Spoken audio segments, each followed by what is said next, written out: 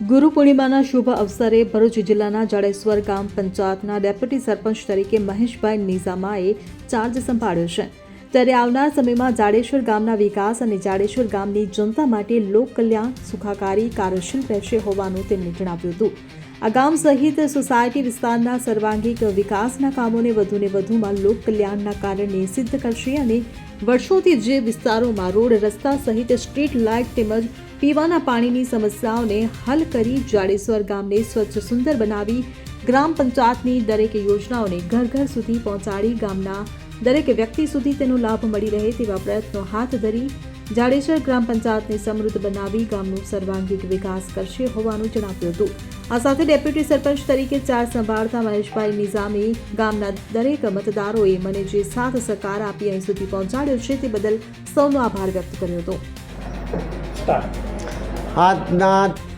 આજના રોજના ગુરુ પૂનમના શુભ દિવસે હું જાડેશ્વરના ગ્રામ પંચાયતમાં જે ડેપ્યુટી સરપંચ તરીકે મારા જે 24 સભ્યો જે છે હું એમને લઈને સાથે લઈને જે કંઈ કામ જે કરવા બાકી હશે એ પૂર્ણ કરીશ।